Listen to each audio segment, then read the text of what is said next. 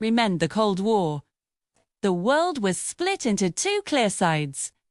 After it ended, the United States stood tall, creating what everyone called a unipolar world.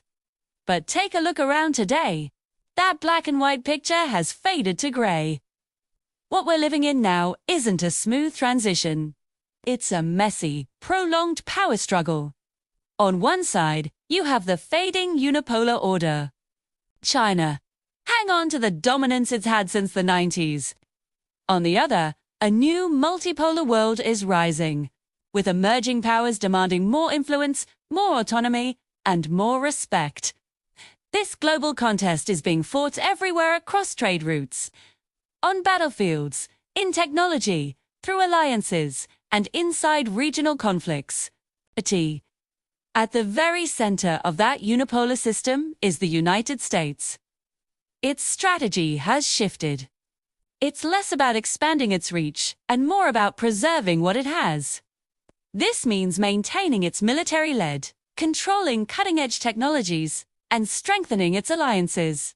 Have you heard terms like reshoring or friendshoring? These aren't just economic buzzwords. They're geopolitical moves designed to cut dependency on rivals and make sure supply chains are secure. It's a defensive play to keep the old order intact. In this new game, some clear winners are already emerging, and one of the most obvious is Mexico.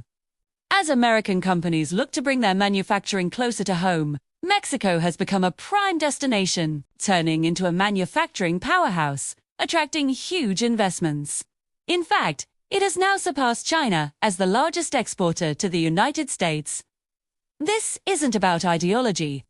It's about pure and simple geography and timing. Mexico is winning because it has become indispensable to a unipolar system that's desperately trying to adapt to new realities, too. Meanwhile, the biggest challenge to this unipolar world comes from China. Its ambition isn't necessarily to replace the United States as the single global leader, but to build a world where American power is limited and balanced.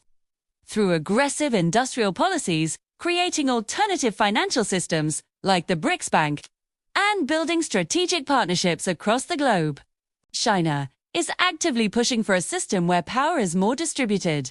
In this world, America's ability to call the shots would be seriously diluted.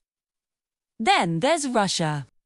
If China challenges the system with its economic might, Russia challenges it through sheer disruption.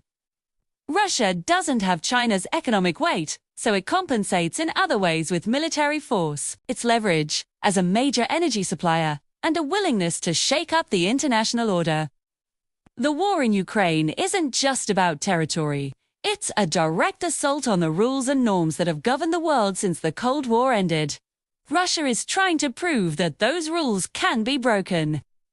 One of the less obvious winners in all this is Iran. As the world's attention is split between the US, China, and Russia, Iran is finding more room to maneuver. International sanctions are not always enforced as strictly. It's building stronger ties with both Russia and China. And the US is strategically overstretched, trying to deal with multiple crises at once. All of this has allowed Iran to quietly increase its influence across the Middle East, which in turn raises the risk of a much broader conflict in the region. If you want to see what this new multipolar reality looks like on the ground, look no further than Syria. The country has become a live-fire testing ground for multipolar power. You have Russia, Iran, Turkey, and the United States all operating within its borders, each with their own agendas and allies. Syria is a grim picture of what multipolarity can mean in practice, overlapping interventions from different powers. Conflicts have become frozen in place for years, and a state of prolonged, devastating instability for the people who live there. Amidst all these shifting powers, India is playing a fascinating game. It's carving out a unique position for itself by refusing to pick a side. India is a master of strategic balancing. It cooperates closely with the United States in areas like technology and defense, while also maintaining its deep historical ties with Russia, a major arms supplier. At the same time, it's positioning itself as a leader of the global South, India's strategy is the very definition of multipolar logic. Maximize your own autonomy. Avoid becoming dependent on any single power and find ways to get benefits from every major player on the board. So, where does that leave us? Are we living in a unipolar world or a multipolar one? The honest answer is, we're in both and neither. We are stuck in a messy, unstable in-between phase. The old unipolar order hasn't completely collapsed, blah, but the new multipolar one hasn't fully taken shape either. But even in this state of flux, winners and losers are already being decided. And it's not just the great powers.